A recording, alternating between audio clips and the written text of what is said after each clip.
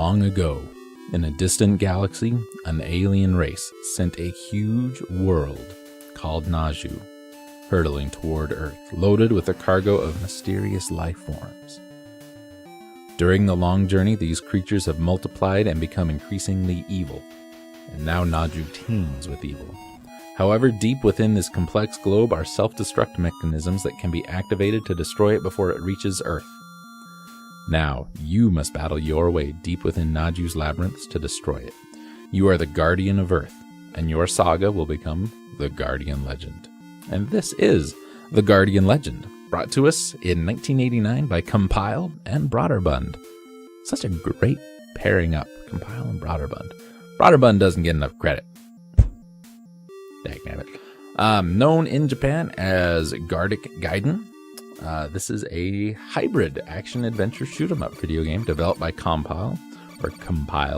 It is the sequel to the 1986 MSX game Gardic and was published and released in Japan by Irem in 1988.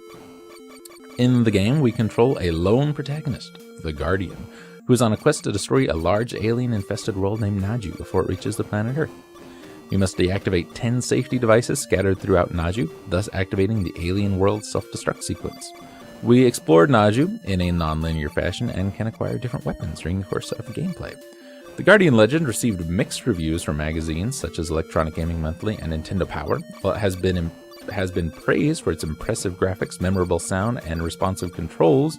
It has been criticized for its repetitive gameplay and complicated password system.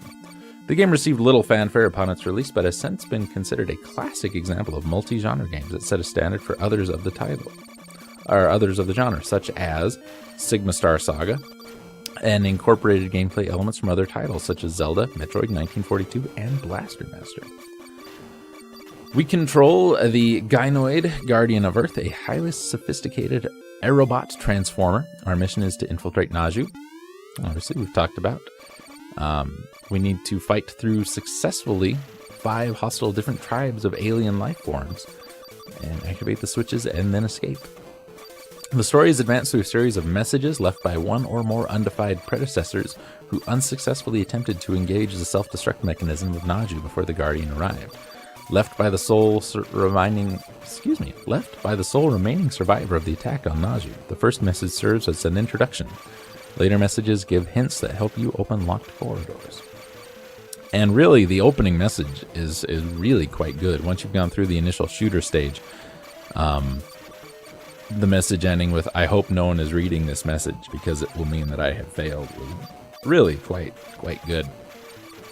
Gameplay varies depending on the player's location within Naju. We control the Guardian in humanoid form while exploring the surface of Naju, the labyrinth, one might say, and in spaceship form when investigating the dungeons. The Guardian has a life meter that decreases after sustaining damage from enemies, and it can be replenished by collecting various items. If the life meter runs out, the Guardian explodes and the game ends.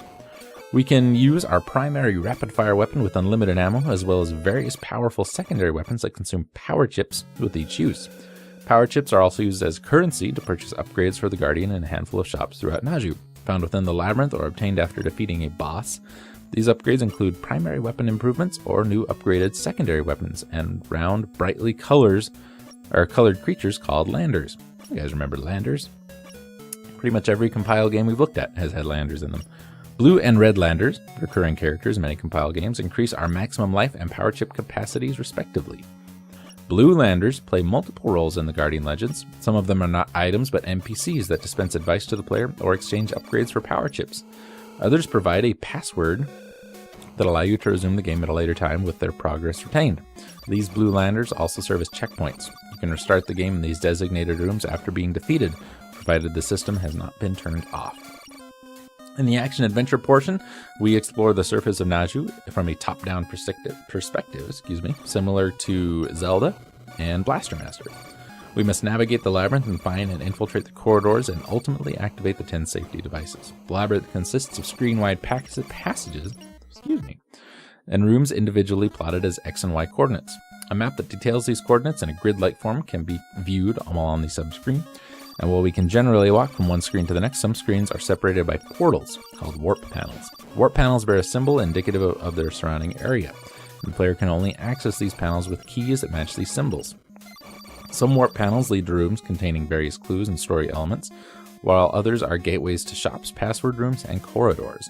Keys allow you to access different portions of the labyrinth, which you can then explore in a non-linear fashion. And the way the game is kind of set up, your first top-down area really acts as a hub world in which you can, by defeating certain guardian or bosses, shouldn't call them guardians, in dungeons, can get access to other worlds from your base hub. In the shoot-'em-up portion, known as the dungeon, we battle through Naju's interior in spaceship form. The dungeon consists of a series of enemy-filled corridors which are found during exploration of the labyrinth.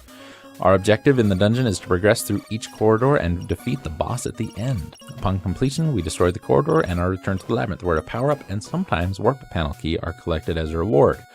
While some corridors can be accessed freely, others can only be entered by performing a particular action in the control room. Some rooms of the labyrinth contain clues that indicate how to unseal these doors. 10 of the corridors in the game serve as the safety devices which must be deactivated to win the game. The game was developed for the Nintendo Famicom by Compiled as a sequel to Gardic and released in Japan by Irem. It was directed by Masamitsu or Mu Nitani, Compile's president and creator of the Puyo Puyo series. We played the Puyo Puyo game, I believe. The development team featured many of the staff who helped create Gardic, as well as Zanak and Blazing Lasers. And the shooting sections are very Zanak-y. Very, very Zanak-y. The box art for the Gardic Gaiden was created by Japanese sci-fi illustrator Naoyuki Kato and depicts the Guardian as a female cyborg. The Guardian Legend was released for the NES by Broderbund in North America in 1989 and published in Europe in 1990 by Nintendo. Nintendo Power previewed the Guardian Legend in 1989, where they discussed the game's mechanics, graphics, and shoot-'em-up sequences. They promised a full review in the following issue, but it was postponed due to a delay of the game's release. The Guardian Legend was exhibited in the 1989 Winter Consumer Electronics Show in Las Vegas before it's released, and was one of the prime attractions at the Broderbund booth, along with the U-Force controller. In 1990, remaining inventory of the Guardian Legend was among the assets Broderbund sold to THQ, along with the rest of its New Ventures division. Oh, THQ owned it now? That sucks. The game has received both praise and criticism for its multiple genre form. It was reviewed by 4 people in 1989, an issue of Electronic Gaming Monthly, shortly after its release. Steve Harris said the game does more than most shoot-'em-ups and that it's a good follow-up for Zanak fans. He added the multiple genre format helps elevate the whole title to a much higher level. Ed Semrad called the game a Blaster Master clone and only average at best, and he echoed Harris's opinion that those who enjoyed Zanak would enjoy the Guardian Legend. Don Nauert,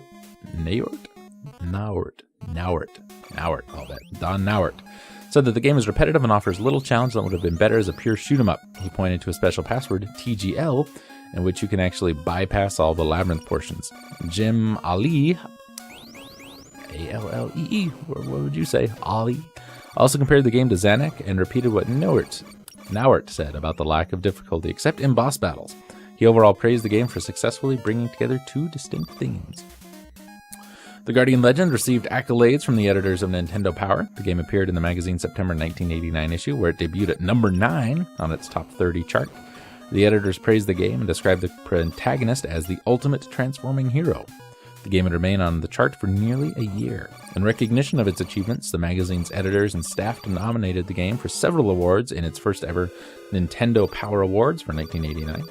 Among them, Best Graphics and Sound, Best Play Control, and Best Overall, but the game did not win the top award in any of those, unfortunately.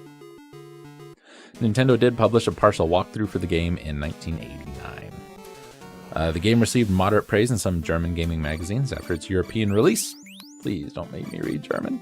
In Video Games magazine, the reviewer praised the game for being a good action-adventure game in the style of The Legend of Zelda. He notes that the need to find hidden items in areas on the top-down perspective closely resembled the Nintendo classic. He appreciated the variety of extras, the various strategies needed to fight bosses, its difficulty, and its well-done graphics. The game continues to receive praise from major game reviewers over a decade after its release. Lucas Thomas of Evansville Courier and Press favorably compared the Guardian Legend with the NES titles The Legend of Zelda and the Game Boy Advance title Sigma Star Saga. He emphasized Compile's successful fusion of action-adventure, shoot-'em-up, and action role-playing game genres. Later in 2008, IGN article Lucas Thomas, listed the game at number 2 on his top 10 unreleased NES hits, and contended that the Guardian Legend took the concept of multiple genre game to a further extent than Blaster Master. But this was released. How can it be on an unreleased game? It was released. I own a copy. Anyway. In March 2008, Game Informer editors referred to the game as the ultimate genre bender and likened it to a combination of Legend of Zelda, Metroid, and 1942. While they acclaimed the game for its exciting and challenging shooter stages, they criticized it for its complex world map and outrageous password system. In a Gamasutra interview, Retro Game Challenge designer Mike Engler said that Guardian Legend is one of the best games ever released. And I absolutely love this game. It's a fantastic game. The shooting sections are great. Very hard later on in the game. Very, very hard. The labyrinth sections also get really, really quite challenging later. But it's not a steep ramp. It's a pretty even curve, and then it'll kind of peak now and then. But overall, really, not bad at all. Yes, the password system is a bit complicated, but it's a password. You just write it down. I don't understand that being a huge criticism. I mean, easier passwords could be done, I'm sure, but there's a lot of information in this game to keep track of, so the more complicated password probably makes more sense. Some of the bosses are damned hard. You can go through a stage getting to the bosses without any problems, but the bosses will just mess you up. Thankfully, power-ups are plentiful, so it's really not all that bad in the long run. You just gotta keep your eyes open. Also, it's got some damn great box art.